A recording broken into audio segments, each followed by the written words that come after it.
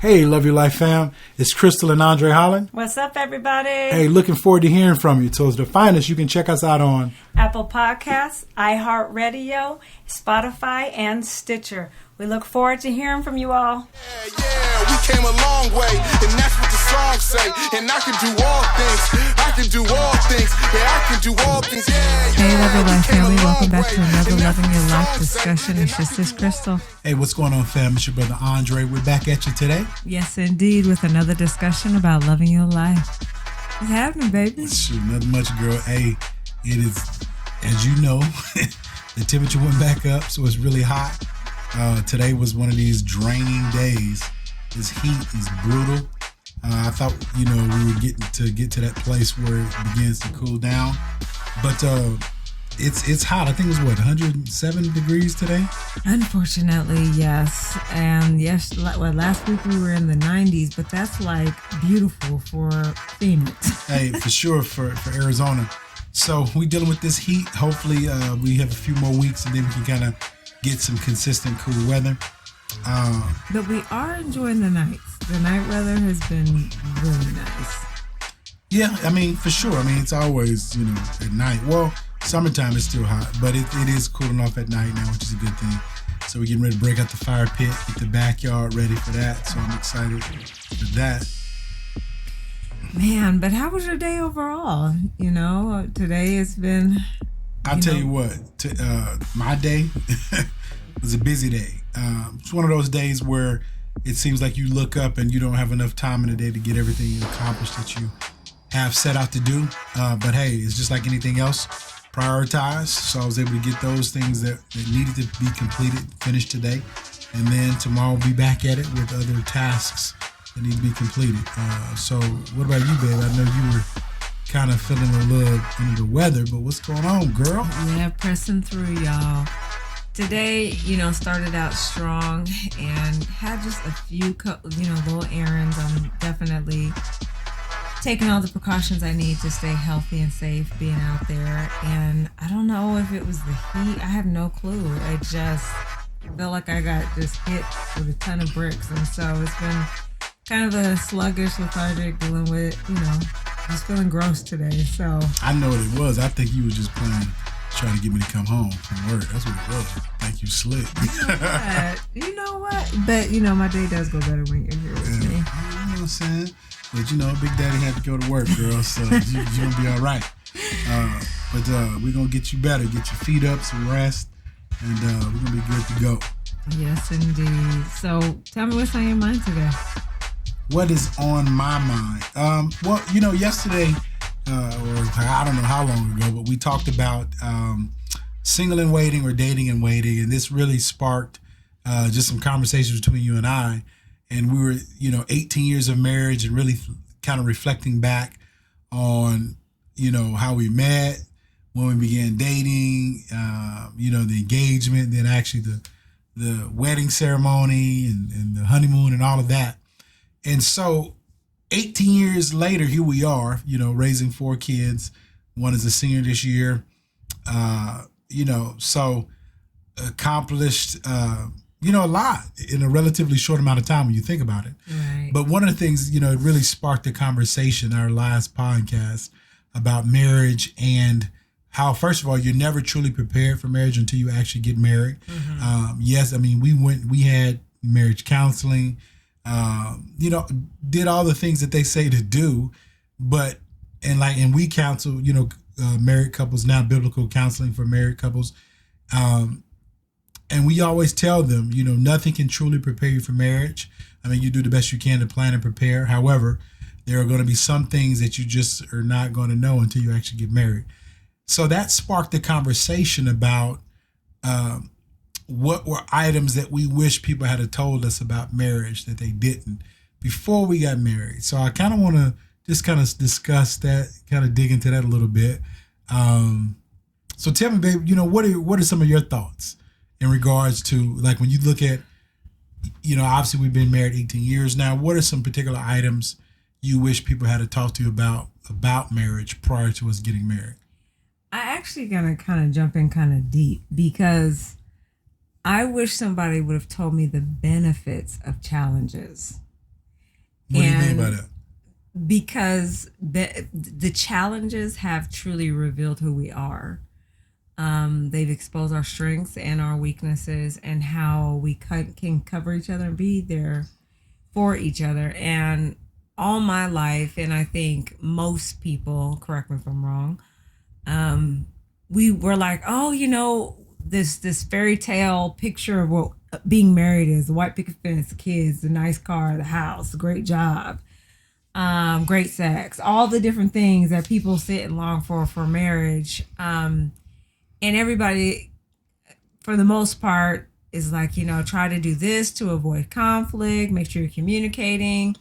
You hear about all the negatives, the number one reason for divorce and the financial issues, but nobody talked to me about the benefits of challenges within your marriage. And I'm not surprised because, nobody wants to go through challenges.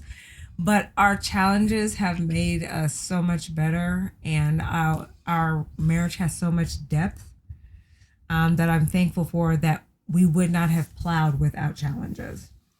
My baby's serious. She talking about the benefits of the challenges in marriage. You're right, but no one wants to get cut and be like, oh, I'm so thankful I got cut.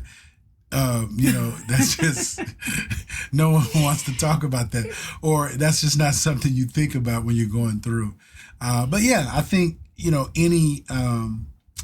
any challenge, on the other side of that challenge is usually, greatness on the horizon, meaning on the other side of that challenge, you've learned some things, you've gained wisdom, you know some things to do more of, and you know some things not to do.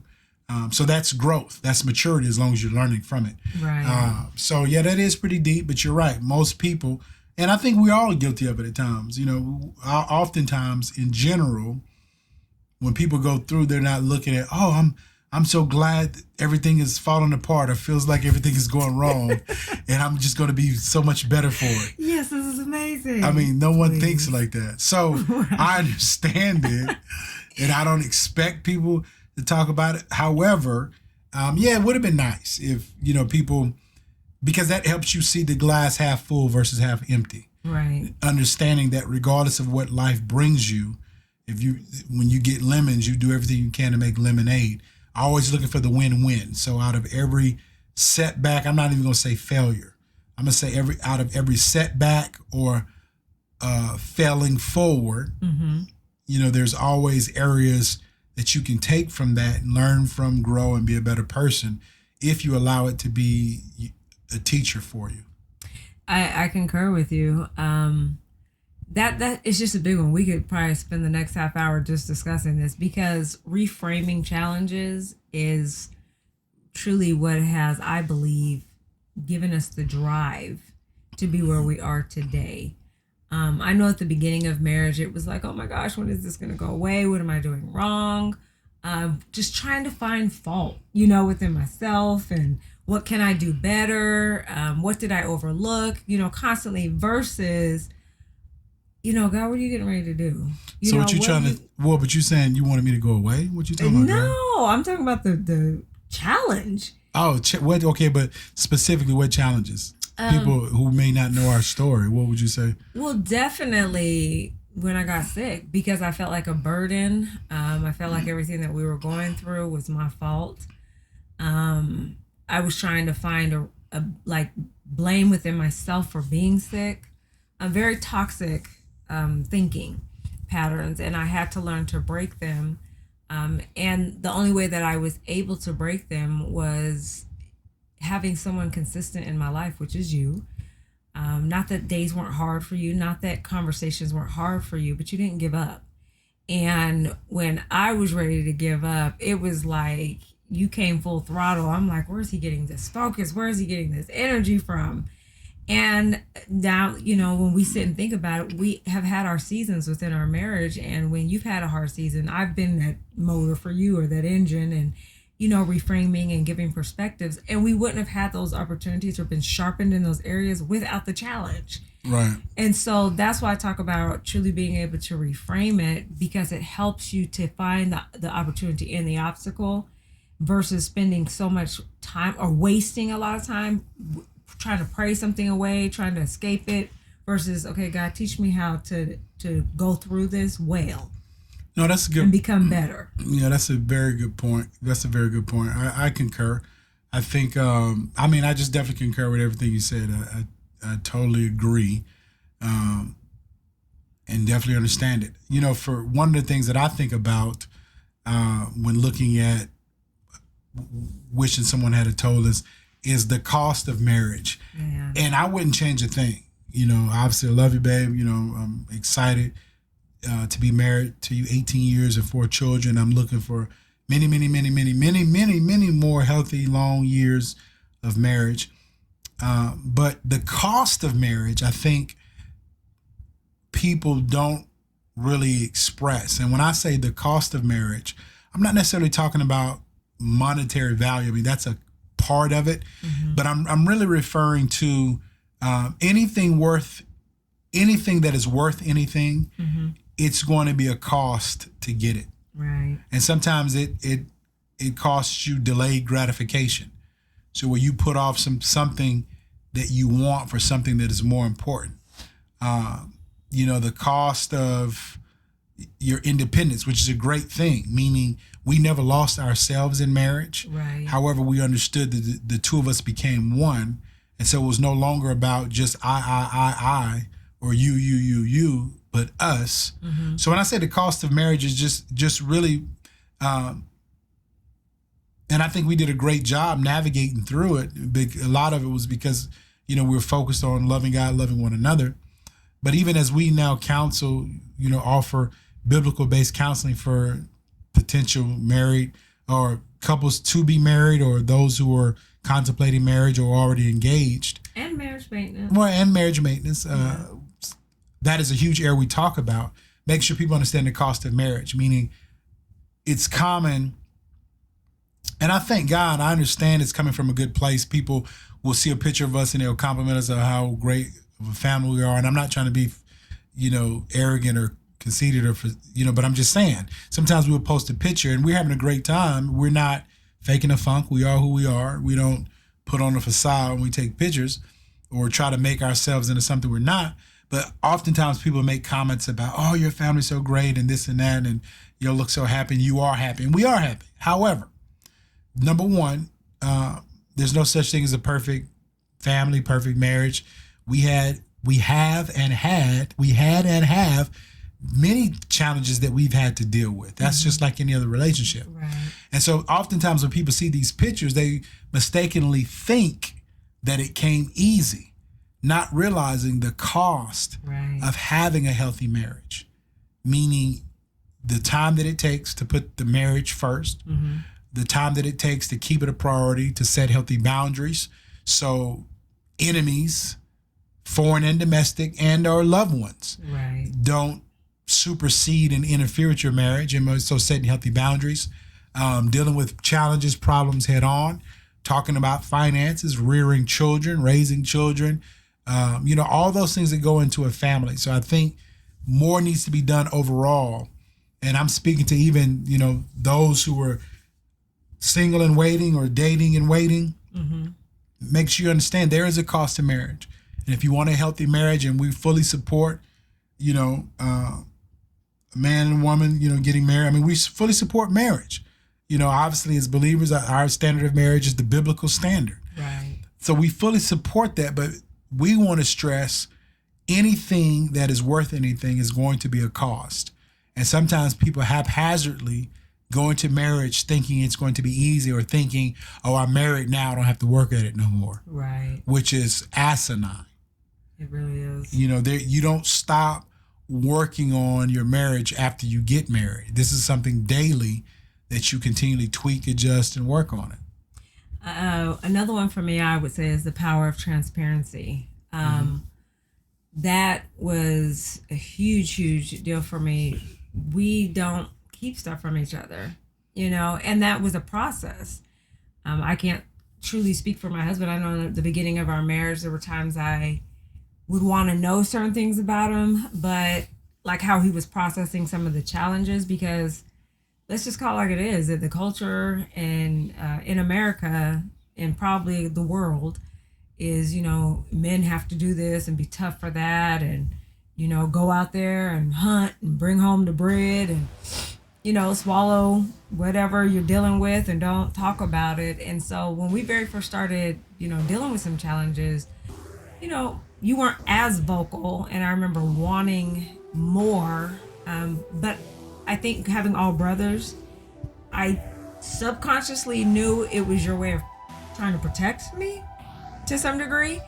But as we continued to grow with each other and we started to experience the power of transparency and, man, just the power of it. There's a literal power that comes upon your marriage when you are naked and unashamed and can truly unpack what you're dealing with, no matter how ugly it sounds, how foul it sounds, but just that safe place to truly be you and not judged within your marriage, but truly loved through those seasons. Well, but I think, and I want to stress this too, because you're speaking of maturity in marriage, and the reality of it is, regardless of someone's age, sometimes now, so let me just put a pin in here, sometimes people are not at a place where they're ready to be mature in marriage. Right. And so sometimes people are married, but they can't, or they struggle with being transparent because they don't want to have difficult conversations, or someone doesn't want to be vulnerable enough to express their failures, their mistakes, or their shortcomings. Right. So, that's conditioning also. Yeah, so being transparent, it does take a level of maturity that hopefully, just like we all live, learn, and grow, that we all would be focused on maturing. And so I want to stress, regardless of where people are, just like our biblical standard of Jesus Christ, he led by example, he sacrificed, and so wherever the people are in marriage, that you work on it. Be intentional to improve in areas that needs to be sharpened, that needs to be improved upon.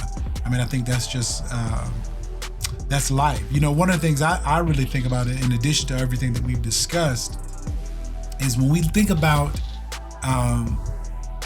Jesus Christ and his standard of, when you fall short, when you sin, when you mess up, repent, ask for forgiveness. And I want to stress, even in marriage, to have a healthy marriage, you got to be able to deal with failures, with shortcomings that one or both of you may have engaged in. And I'm not necessarily talking about what people would think big things, infidelity or whatever, but just daily. Things happen. Sometimes you may be assigned, the spouse or the husband assigned to get the bill paid, and you forgot. And, you forgot to get the bill paid, and you get hit with a late fee, or whatever the case is. But being mature enough to own up when you fall short of the mark or the standard, because we all do in some capacities, and work on making it right without attacking each other, without playing the blame game. I'm gonna be real transparent here. I'll never forget, babe. This was some years ago, and we were really, I think it's about 5, 6, well, actually may have been a little longer. I think it's about 5, 6 years ago. But you were having a major flare over some time in your health, and I was kind of in between careers. It might have been a little longer than that. Anyway, I was working, but I knew I wasn't earning the income that we needed at that time. So I never forget, and this is for somebody. I want to stress, wherever you are, you keep holding on, keep grinding, keep knocking, seeking, asking, and eventually the door will be open. But I remember we were in a pretty rough season financially, and, I was calling our different bills, like our different expenses, and making arrangements to get payments in, because I was robbing Peter to pay Paul. And so I remember it was my responsibility to pay the electricity bill. I had it in my planner. I had the money, but I forgot, because raising kids, we were, at this time, you're in and out of hospital, just trying to manage the house day to day, go to work, All those things were just felt like it just hit me at once. So long story short, I was driving home. I forgot to pay the electricity bill. And so when I got home, all the lights and stuff was off. All the lights and stuff was off. And so I'm thinking, I came home like, my baby would be a little romantical. She go get a little nice little candlelight dinner. and so I hit the door. I'm like, okay, cool. I'm getting ready to get a shower. My wife was like, babe, they turned the electricity off. I was hot because I had the money. We had planned and prepared to take care of it on this specific day. I just forgot. So much is on my mind, and I completely forgot. And so, I'm embarrassed. I'm ashamed. I'm frustrated. I'm angry. I'm angry at the situation. I really feel like choking something to somebody. I'm mad at myself. But I'll never forget, you didn't belittle me. Matter of fact, you kind of made it fun for the kids. They didn't even know. You took them out to get ice cream, and, within an hour, I paid the bill and had the electricity back on. But situations like that, it takes maturity to own up, and, my bad, and not attack one another. Right. And so I can definitely say it definitely wasn't easy. I wouldn't wish some of the things we've gone through on our worst enemies. However, overall, we definitely did a great job of attacking the problems versus each other. Right. That's huge. And it's been, I'd say, an anchor in our marriage, just to continue to, which would be my next one, extend grace. Mm-hmm. Man. Yeah. I just saw so many experiences growing up where I was like, that's something like small, and it's like a wrecking ball argument. And when I say a wrecking ball, that's what I mean, where there's so much words that bring destruction to a person that, it can take years to heal from. And it's the simplicity of grace. We're all human.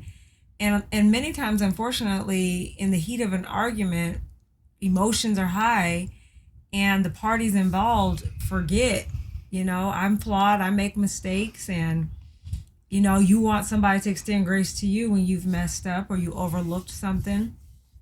And I just don't get making things more difficult, I think. Yeah. And I don't know. I've always just been a deep thinker since I was a kid.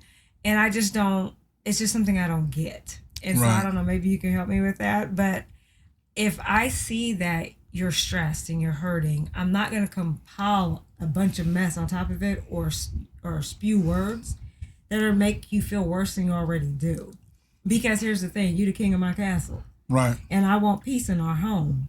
And I'm not going to be a hellraiser when you walk through the door after you've been fighting off God knows what all day. When a man comes home, when a woman comes home to their castle, they want some peace. And that doesn't mean that you avoid hard conversations, but there is a healthier way to deal with the conflict that's not breaking the person down or making them feel inadequate for making a mistake. Well, and I think that speaks to tactfulness, meaning don't sugarcoat it, but you do need to use tact when to have conversations. Like, if I'm just coming home, 120-degree weather, it's hot. I drove an hour to get home, and as soon as I hit the door, my wife, she started bombarding me about problems. I want to cool off. I want to take a shower. I want to get something to eat. I want to kick my feet up, relax for a while, decompress from the workday. Right. And so just wisdom of when to have conversations and make sure that the conversation is, correct, meaning tone, volume, and cadence. No adult wants to be yelled at or, fussed out by another adult. And so what you spoke to really deals with extending grace, because some people get upset. Well, why he won't talk to me? Why she won't talk to me? And sometimes they won't talk to you because you've shown them that you're not able to talk without getting upset, without losing your temper, belittling the other person. So they shut down. Now, again, I want to say this. I'm not saying it's okay to shut down in communication when you're dealing with your spouse. Mm-hmm. However, we've biblically counseled many couples. And I want to stress, we help coach them through that, being able to communicate. But one of the things that we have dealt with quite a bit is helping people to realize communication, healthy conversations are not centered around yelling or belittling. Right. And so sometimes the man or the woman may shut down in the relationship by failing to communicate, because every time they've tried to communicate, they've been berated, they've been, victimized with harsh words, made to feel dumb or stupid, so they just learn to be quiet. And that's not a good place. That's not a healthy place for the individual, and it's definitely not a healthy place for the marriage. So I want to stress, communications is going to be a huge priority in any healthy relationship. Great communication, healthy communication. That's a huge component of any marriage. And so if you're known to lose your temper, if you're known to be a hothead, if you're known to just run off at the mouth and start shouting profanities and yelling and throwing things when you get upset, or when someone says something that you don't like, or your significant other brings up an issue or concern that they have, and if you fly off the handle and lose your temper, you're teaching that person that they cannot talk to you. So think it not strange when that person begins to shut down and starts confiding in someone else. I'm not saying it's right.